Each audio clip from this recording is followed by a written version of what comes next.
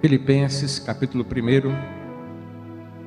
do verso 1 ao verso 11, depois capítulo 4, do verso 6 ao 8, nos diz assim: Paulo e Timóteo, servos de Cristo Jesus, a todos os santos em Cristo Jesus, inclusive bispos e diáconos que vivem em Filipos, graça e paz a vós outros da parte de Deus, nosso Pai, e do Senhor Jesus Cristo. Dou graças ao meu Deus por tudo que recordo de vós, fazendo sempre com alegria súplicas por todos vós em todas as minhas orações, pela vossa cooperação no Evangelho, desde o primeiro dia até agora. Estou plenamente certo de que aquele que começou a boa obra em vós há de completá-la até o dia de Cristo Jesus. Aliás, é justo que eu assim pense de todos vós, porque vos trago no coração, seja nas minhas algemas, seja na defesa e confirmação do Evangelho, pois todos sois participantes da graça comigo. Pois minha testemunha é Deus, da saudade que tenho de todos vós, na terna misericórdia de Cristo Jesus. E também faço esta oração, que o vosso amor aumente mais e mais, em pleno conhecimento e toda a percepção, para provardes as coisas excelentes e serdes sinceros e inculpáveis para o dia de Cristo, cheios de fruto de justiça, o qual é mediante Jesus Cristo para a glória e louvor de Deus. Portanto, não andeis ansiosos de coisa alguma, em tudo, porém, sejam conhecidas diante de Deus as vossas petições, pela oração e súplica com ações de graças. E a paz de Deus, que excede todo entendimento, guardará o vosso coração e a vossa mente em Cristo Jesus. Finalmente, irmãos, tudo o que é verdadeiro, tudo o que é respeitável, tudo o que é justo, tudo o que é puro, tudo o que é amável, tudo o que é de boa fama, se alguma virtude há, e se algum louvor existe, seja isso o que ocupe o vosso pensamento. Amém? Queridos, essa carta foi escrita pelo apóstolo Paulo quando estava na prisão. Ele escreveu aos crentes da cidade de Filipos, portanto aos filipenses. E essa cidade, ela traz para a nossa vida enquanto igreja muitas lições. Ela levava para a vida de Paulo muitas recordações, porque foi um momento em que ele mais vivenciou experiências com Deus na pregação da palavra, no embate contra o pecado. Filipos foi a primeira cidade da Macedônia, uma antiga província romana, uma cidade na Europa, onde hoje está a Grécia. E esta cidade foi onde Paulo começou a pregar o Evangelho ali na Europa, aceitando um chamado, um desafio de Deus. E foi justamente onde ele enfrentou algumas oposições. Ele chega àquela cidade, o Evangelho é pregado, Lídia se converte, uma mulher de Deus, uma serva do Senhor, alguém que se tornou relevante naquele tempo, e ela abriu a sua casa para que o Evangelho fosse pregado. Nasceu então a primeira igreja da Europa, e ali, o Evangelho sendo pregado, Paulo de repente se vê numa situação de dificuldade. Lá em Atos capítulo 16, os irmãos vão contextualizar o momento da segunda viagem missionária em que Paulo chega a Filipos. Ali então ele encontra uma mulher possessa de um demônio. Olha que interessante, o momento em que ele vai pregar a palavra, a primeira experiência que ele tem de dificuldade é justamente com uma mulher que estava possessa. Era uma mulher que tinha um espírito de adivinhação, e ela exercia uma influência naquela cidade. Ela tinha alguns senhores, ela era uma mulher escrava. Entendemos ser uma mulher escrava duas vezes. Primeiramente, ela era escrava de Satanás, porque era quem lhe dava o espírito de adivinhação para que ela pudesse angariar dinheiro para os seus senhores. E ela era uma mulher escrava também desses homens que a exploravam. E mediante aquele desafio dela prejudicando a pregação do Evangelho, Paulo então liberta aquela mulher em nome de Jesus, e por conta daquilo, ele então sofre uma represália. Aqueles empresários, donos daquela mulher, foram aos sacerdotes, foram ao grupo que liderava a cidade, e eles reclamaram acerca daquilo que Paulo tinha feito, porque extinguiu toda a fonte de lucro deles. Olha a visão materialista daqueles homens, e em não se preocupar com a vida espiritual daquela mulher, mas simplesmente com os lucros que ela dava para eles. Então, Paulo vai para a prisão com Silas. Essa experiência é muito conhecida. Em meio ao desafio de pregar a palavra, ele se vê preso. Mas antes de ser preso, ele foi açoitado com varas, foi injustiçado. Mas na prisão ele continua pregando para quem estava ali, os presos, o carcereiro. Deus então envia um terremoto. A história muitos irmãos já conhecem, as suas cadeias são quebradas, eles se veem livres, as portas da prisão também são escancaradas. Mas naquele momento ali, Paulo segura todos os prisioneiros. O carcereiro, que haveria de cometer um suicídio por conta do que aconteceu, pensando que todos tivessem fugido, então é acalentado por Paulo. E ele então diz o que ele precisava fazer para receber a vida eterna, para aceitar Jesus. E Paulo então diz uma palavra determinante sobre a vida daquele homem, e que ele recebeu como bênção também para sua casa, para sua família. Paulo disse: crê no Senhor Jesus Cristo e serás salvo tu e a tua casa. E assim aconteceu. Paulo levou a palavra à vida da família daquele carcereiro. Mas esta cidade, embora tivesse trazido essas grandes experiências para o apóstolo Paulo, ela deu margem ao nascimento de uma grande igreja. Surgiu ali, em meio a toda a perseguição, a todas as dificuldades, uma grande igreja.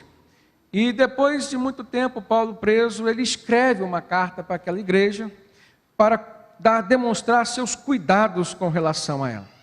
O tema principal dessa carta aos Filipenses, então, é o amor, a alegria, e que é muito interessante Paulo falar de alegria mesmo estando preso, trazendo consigo uma lição, demonstrando para todas as pessoas que a alegria do cristão, ela não vem de fora para dentro, mas ela nasce de dentro para fora. E mesmo estando encarcerado externamente, exteriormente, Paulo levava uma motivação de liberdade a todas as outras pessoas através das suas cartas. E foi assim que a igreja em Filipos cresceu, ouvindo falar do amor de Deus, de Cristo Jesus, ouvindo falar da alegria que o Espírito Santo traz a nós como um fruto na nossa vida. Era uma carta que falava da firmeza e da confiança que todo cristão deve ter. Confiança que é o remédio para toda a ansiedade que muitas vezes vem destruir, estrangular a nossa relação com Deus e com as pessoas. Dentro desse cenário, nós vemos logo no início, Paulo falando assim: dou graças ao meu Deus por tudo o que recordo de vós. Falando do tempo em que ele esteve lá pregando o Evangelho e onde nasceu, e quando nasceu a igreja em Filipos. Ele diz: fazendo sempre com alegria súplicas por todos vós, em todas as minhas orações, pela cooperação no Evangelho, desde o primeiro dia até agora. No início dessa carta, nós tiramos uma lição que o apóstolo Paulo nos dá. Ele fala da necessidade de cooperação na nossa vida cristã. Ele diz que ele orava, ele intercedia, ele recordava com alegria, e ele fazia isso por conta da cooperação que ele teve dos cristãos filipenses com relação à propagação do Evangelho. Por que é importante nós falarmos disso? A necessidade da cooperação na vida do cristão.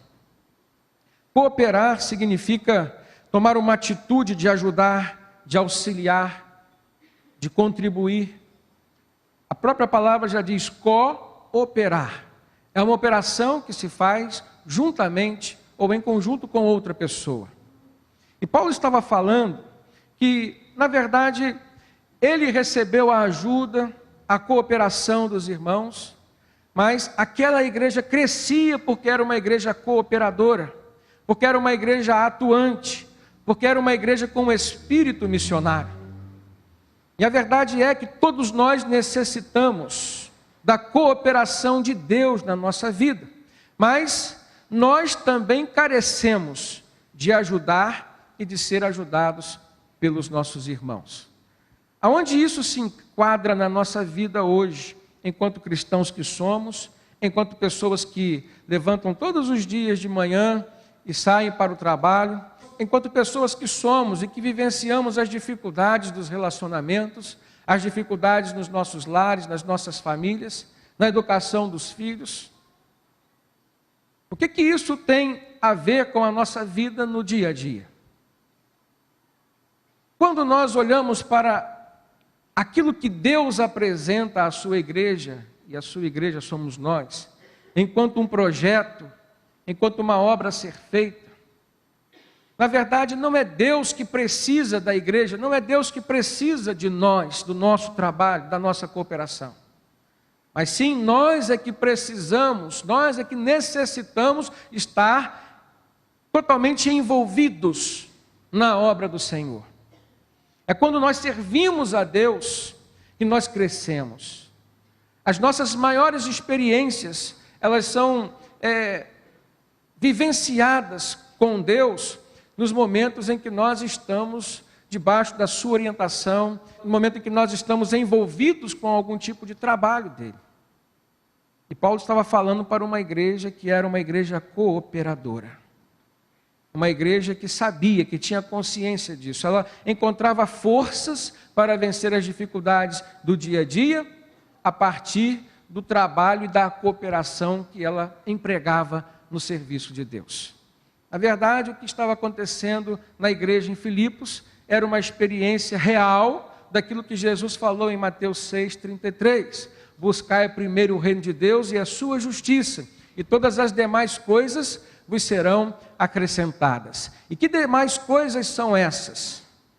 Se nós olharmos o texto em que Jesus falou isso, antes de dizer que todas estas demais coisas vos serão acrescentadas, ele estava falando daquilo que traz ansiedade ao coração do homem.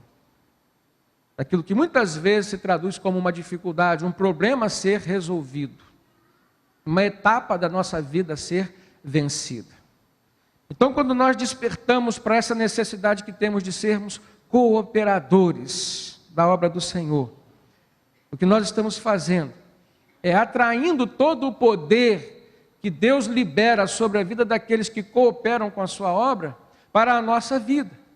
E então, tendo uma vida na qual o poder de Deus é derramado, nós encontramos forças, encontramos discernimento para vencermos até os outros problemas que porventura vierem a surgir no nosso caminhar.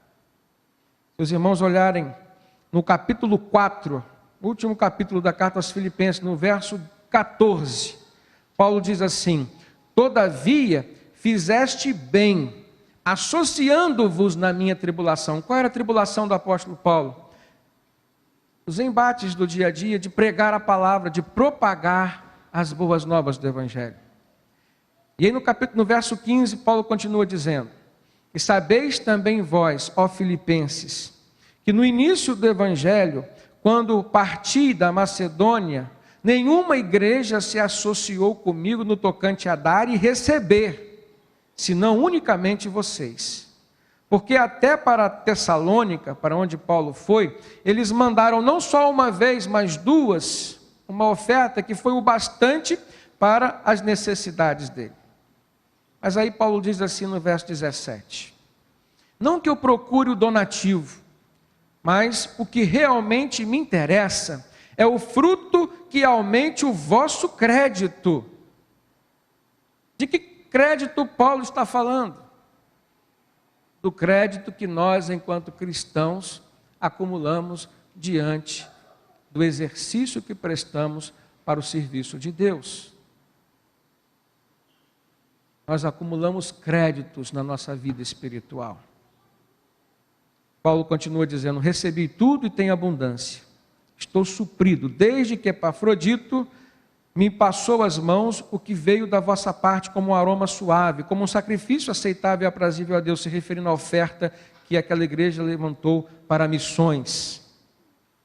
Agora, no verso 19, é o versículo-chave desse texto.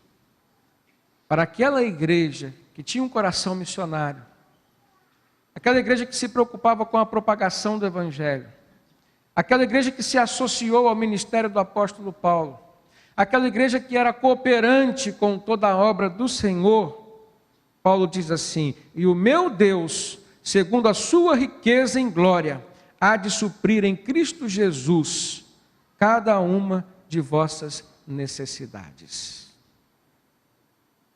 É ou não é uma espécie de galardão que Deus está oferecendo aos cristãos que cooperam com o seu serviço e com a sua obra? Entendam, irmãos, nós não devemos cooperar com o nosso trabalho, com a nossa vida, com o nosso coração, com tudo que temos, interessados naquilo que Deus tem para nos dar. Mas é verdade que quando nós nos envolvemos, Deus nos dá, Deus nos abençoa. Ele diz: e o meu Deus, segundo a sua riqueza em glória, há de suprir em Cristo Jesus cada uma das vossas necessidades. Então a primeira lição que nós tiramos é que todo cristão tem que enxergar a necessidade da cooperação na sua vida com relação ao Evangelho. Mas a segunda lição que nós tiramos nesse texto é que todo cristão também é uma obra de Deus em construção. Volta ao capítulo 1 de Filipenses e leia no verso 6 o que Paulo está dizendo. Eu estou plenamente certo de que aquele que começou a boa obra em vós há de completá-la até o dia de Cristo Jesus. Aquele que começou a boa obra em vós há de completá-la até o dia de Cristo Jesus, ou seja, até o dia em que o Senhor Jesus voltar. Nós temos então que encarar a nossa vida, irmãos, como sendo uma obra em construção, mas uma construção feita pelo Senhor. O apóstolo Pedro, na sua primeira carta, capítulo 2, verso 5, ele diz assim: vós também, como pedras vivas, sois edificados como casa espiritual e sacerdócio santo, para oferecer sacrifícios espirituais agradáveis a Deus por meio de Jesus Cristo. O que o apóstolo Pedro está falando aqui? E que na verdade vem corroborar aquilo que o apóstolo Paulo disse aos filipenses. Nós somos construções do Senhor. Estamos sendo edificados pelo Senhor. Como se edifica uma casa a nível físico e material, fazendo alicerces seguros, buscando uma fundação que possa suportar o peso da casa, e não venha permitir rachaduras na estrutura nem nas paredes. Como toda casa que se constrói a nível físico, onde as paredes são planejadas de forma a acomodarem os cômodos dessa casa, de maneira perfeita ou da melhor maneira possível. Como toda boa casa que é planejada para acomodar uma família, que é um projeto de Deus.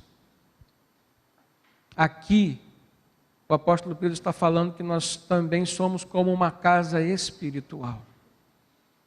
E como toda construção, nós precisamos buscar um fundamento seguro para construir os nossos sonhos, os nossos projetos, para recebermos aquilo que é visão de Deus para nós. Nós temos que permitir Deus colocar tijolo sobre tijolo, construir cômodo após cômodo, colocar um telhado, dar uma forma, uma fachada, fazer uma casa por completo. Pense a nível espiritual, se a sua vida tem sido esta casa em construção. E quando nós pensamos na palavra em construção, nós imaginamos alguma coisa que está sempre crescendo, sempre se desenvolvendo. Não pode estar parada. Uma construção parada não é uma construção, ela é simplesmente uma obra. Algo sem estar terminado e inacabado. A mensagem que nós podemos extrair de uma casa em construção é uma mensagem de esperança. Mas quando nós olhamos uma obra parada, a mensagem é outra. É uma mensagem de abandono, de despreparo de quem começou a construir, ou de que alguma coisa aconteceu na vida de quem começou a construir e não pôde continuar, não pôde concluir. Tanto o apóstolo Pedro quanto o apóstolo Paulo estão falando aqui, que a nossa vida é como uma casa em construção. Mas Paulo fala algo muito importante, irmãos, para os filipenses, que nós podemos tirar para nós hoje. Aquele que começou a boa obra em nossa vida, há de completá-la até o dia de Cristo Jesus. Amém? Somos uma obra em construção. Não somos uma obra paralisada.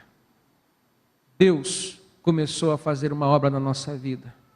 E se nós continuarmos dependendo do Senhor, Ele vai concluir. Essa é a nossa confiança. É isso que nos traz a esperança contra tudo que se traduz como ansiedade, que muitas vezes vem prejudicar a nossa vida. Eu confio nessa palavra de Deus, de que Ele vai completar a obra que Ele já começou na minha vida. Agora, quando nós pensamos numa obra, numa construção, nós também precisamos enxergar as pessoas que estão ao nosso redor. As pessoas também são uma obra do Senhor em execução ou em construção. Se nós pensarmos assim, isso nos ajudará a compreendermos mais os outros. Se somos uma obra que ainda está em construção, nós não podemos exigir perfeição. Nem da nossa parte, nem da parte de quem nós nos relacionamos. Então isso vai nos ajudar a compreender mais as outras pessoas. Eu vejo Jesus se relacionando com seus discípulos sobre este fundamento. Jesus caminhou 3 anos e meio, cerca de 3 anos e meio com seus discípulos, pregando o reino de Deus, pregando a sua morte, a sua ressurreição, e até o dia da sua morte, da sua crucificação, os discípulos não acreditavam que aquilo ia acontecer. Jesus ressuscitou, ainda teve que permanecer um tempo aqui na terra, cerca de 40 dias, com os seus discípulos, perseverando com cada um deles. Foi até Pedro para convencê-lo de que ele tinha condições em Cristo Jesus, por meio da ação do Espírito Santo, de dar continuidade à obra que Jesus tinha feito, tinha começado. Se Jesus tivesse exigido perfeição dos seus discípulos, Ele não teria ficado tanto tempo aqui na terra ainda, trabalhando com cada um deles depois da sua ressurreição. Pedro se levanta um dia e diz para os outros discípulos: vamos pescar. Como quem estava dizendo, acabou tudo aquilo que nós tínhamos pensado e firmado como projeto para a nossa vida. Nós vamos voltar para os nossos barcos. E aí Jesus chega até eles e manifesta a sua graça, o seu poder, e os convence de continuar aquela obra. Então, queridos, Jesus sempre olhou para as pessoas, como Ele ainda olha hoje para nós, com perseverança, sabendo que nós não somos perfeitos, sabendo que nós somos como uma obra em construção. Mas o que nós devemos fazer é não permitir que essa obra paralise. Nós precisamos estar agarrados e atrelados àquilo que Jesus é e àquilo que Jesus faz. Em terceiro lugar, nós aprendemos na carta aos Filipenses que o cristão aprovado por Deus, segundo as palavras de Paulo, é uma pessoa que deixa saudades nos corações dos outros. No verso 8, Paulo diz assim: pois minha testemunha é Deus, da saudade que eu tenho de todos vós na terna misericórdia de Cristo Jesus. Irmãos, a presença de Cristo na nossa vida deixará sempre uma marca indelével para a vida das outras pessoas. O que é uma marca indelével? É uma marca que o tempo não apaga, que o tempo não deixa corroer. É uma marca durável, uma marca indestrutível. E se nós olharmos para Jesus, nós vamos ver que ele deixou uma marca indelével na vida dos seus discípulos, como tem deixado na vida de todos aqueles que têm vivido na sua presença. Mas existem outras pessoas que, com a sua vida aqui, puderam influenciar outras, deixando marcas positivas. Quem nunca se lembrou de um professor que influenciou positivamente? De um médico que foi relevante num momento crucial da sua vida? Quem nunca se lembrou de líderes religiosos? Por exemplo, Martin Luther King, que exerceu um ministério relevante nos Estados Unidos naquele tempo em que ele lutou contra a discriminação racial. Muitas vezes a gente olha para as pessoas e a gente vê o quão importantes elas são, as marcas positivas que elas deixaram na nossa vida. Agora é claro que a gente olha para algumas pessoas e a gente vê que elas deixaram marcas negativas. Agora não é por isso que nós vamos desanimar. O Novo Testamento traz um exemplo de Dorcas, uma mulher simples, do meio do povo. Lá em Atos capítulo 9, nós vamos ver um testemunho do que aconteceu na vida daquela mulher. Ela era uma mulher que confeccionava roupas para as pessoas pobres, e ela vivia assim, fazendo as roupas e distribuindo para as pessoas carentes. E num determinado dia, lá em Jope, Dorcas veio a falecer. Então as pessoas souberam que Pedro estava perto e foram até Pedro, porque elas acreditavam que o poder do evangelho pregado por Pedro, o apóstolo, poderia resolver aquela situação. E Pedro vem, ora, e Dorcas ressuscita. O que está em questão agora não é a ressurreição de Dorcas. Porque nós sabemos que Deus pode fazer isso na vida de quem Ele quer. Mas o que está em questão foi o que Dorcas fez com a vida que Deus deu a ela, enquanto ela teve tempo para fazer. O que está em questão aqui é o que eu tenho feito com a minha vida, é o que você tem feito com a sua vida. Que marca nós temos deixado na vida das outras pessoas? Nós precisamos olhar para os outros, irmãos, como sendo um campo de desafio dado por Deus a nós. Você precisa olhar para o seu irmão e ver no seu irmão um campo de desafio. Que tipo de desafio é esse? Você tem que ganhá-lo para Cristo, você tem que compreendê-lo, você tem que amá-lo, você tem que suportá-lo em amor, você tem que crescer com ele, você tem que abençoá-lo, e abençoando ele você vai ser abençoado por Deus também. Essa é a questão. Dar e receber.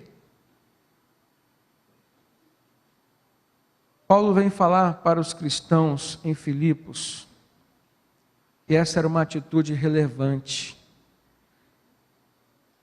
e isso deixava saudade no coração do apóstolo.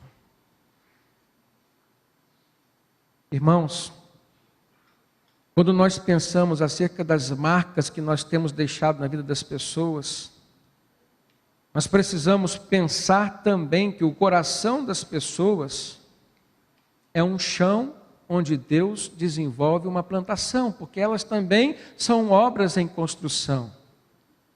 E desta maneira, o coração das outras pessoas é um lugar precioso para Deus. como você tem tratado os outros. E isso começa dentro da sua casa. Se você não é capaz de fazer pelos seus que convivem com você debaixo do mesmo teto, você não vai fazer pelas outras pessoas. Não devemos magoar as outras pessoas e nem tampouco plantar sementes ruins num coração onde Deus deseja cultivar coisas boas. Mas há uma segunda pergunta que nós temos que nos fazer agora. Quais foram as marcas positivas que algumas pessoas, especialmente aquelas que estão ligadas à nossa vida espiritual, deixaram em nós?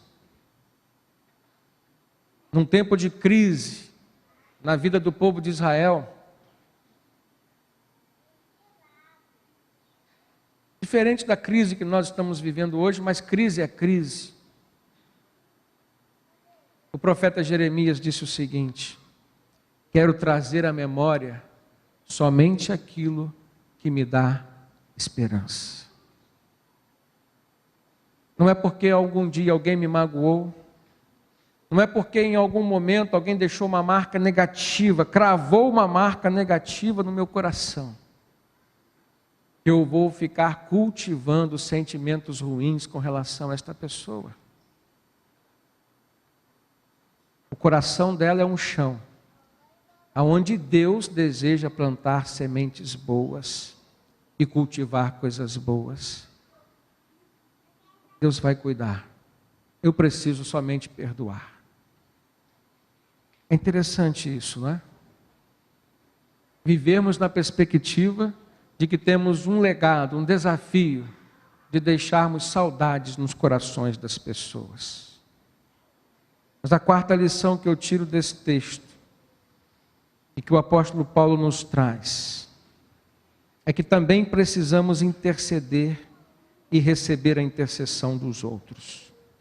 Olha no verso 9 o que o apóstolo nos diz: e também faço esta oração, que o vosso amor aumente mais e mais em pleno conhecimento e toda percepção, ou discernimento, como algumas versões trazem. A pergunta que eu quero fazer para os irmãos é: qual era o foco da intercessão do apóstolo Paulo pelos cristãos da igreja em Filipos? Esse verso nos responde. O primeiro foco estava no aumento do amor. E não era simplesmente que houvesse presença de amor, mas que o amor daqueles irmãos aumentasse mais e mais. E a maneira como o apóstolo Paulo ensinava, ou via isso ser possível, era através de um amor que fosse bem fundamentado. Por isso ele diz: em pleno conhecimento e em toda percepção ou discernimento. Sem conhecimento e sem percepção ou discernimento, o discernimento e a percepção são obras do Espírito Santo na nossa vida. E nós só vamos conseguir viver experiências do Espírito Santo na nossa vida se a nossa vida estiver comprometida com Ele.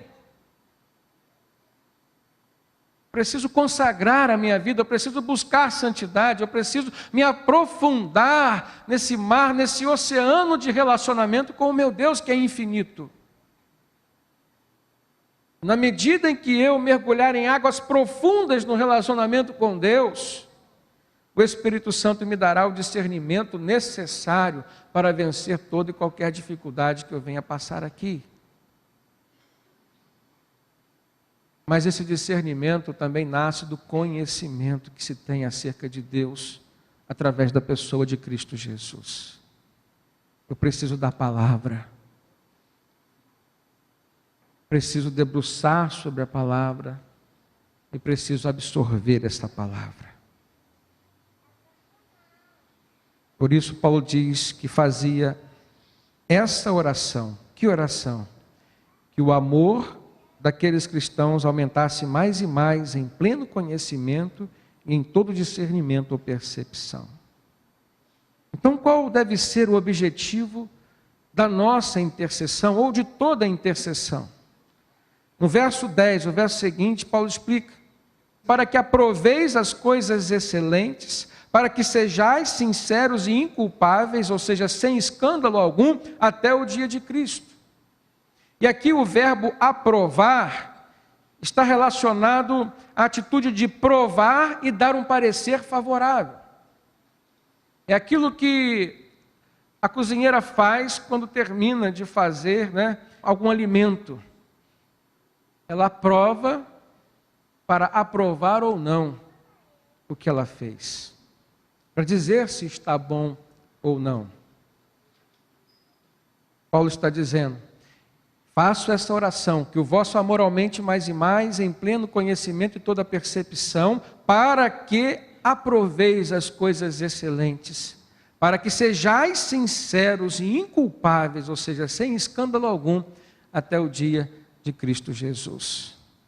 Então o que nós aprendemos é que não há como aprovar as coisas excelentes, no sentido de provar e achar bom, sem amor, sem conhecimento e sem discernimento.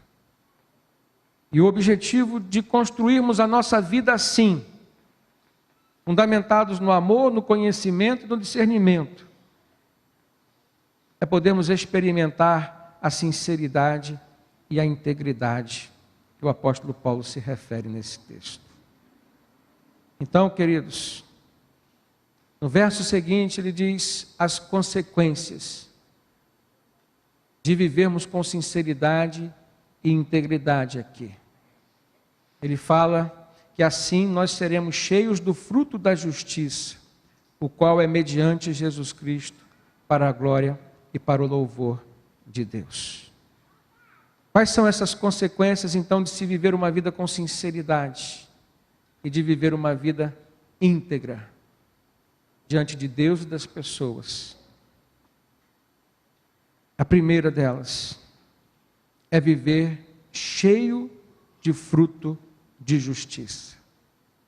Tiago, o apóstolo, diz assim, na sua carta, capítulo 3, verso 18: ora, o fruto da justiça semeia-se na paz, para os que exercitam a paz. O fruto da justiça semeia-se na paz, para aqueles que exercitam a paz. E depois, o próprio apóstolo Paulo, na carta aos Efésios, capítulo 5, verso 8, ele vem dizer: porque noutro tempo erais trevas, mas agora sois luz no Senhor, então andai como filhos da luz. Porque o fruto do Espírito está em toda bondade, justiça e verdade. 3 coisas que precisam acompanhar a vida de um cristão que quer ser íntegro diante de Deus e dos homens, que quer viver com sinceridade, uma vida fundamentada no amor, no conhecimento e no discernimento do Espírito Santo. Esse cristão precisa ter o fruto da justiça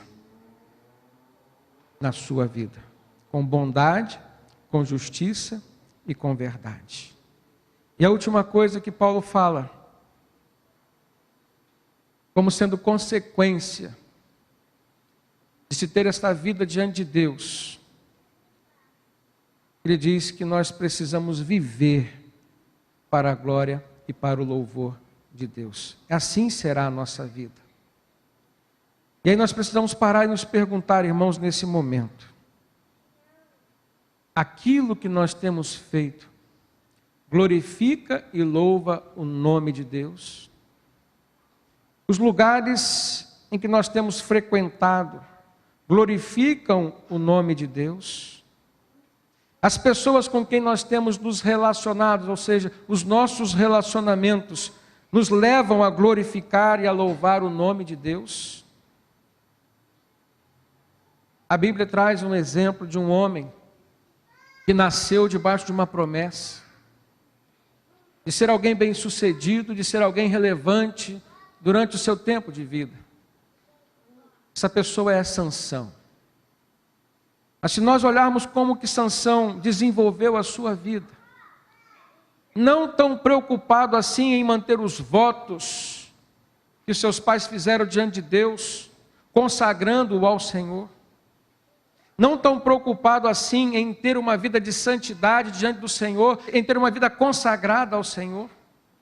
Se nós olharmos o que Sansão fez com relação aos lugares onde ele frequentou e as pessoas com quem ele se relacionou, nós vamos ver o porquê que o final da vida de Sansão foi da forma como aconteceu.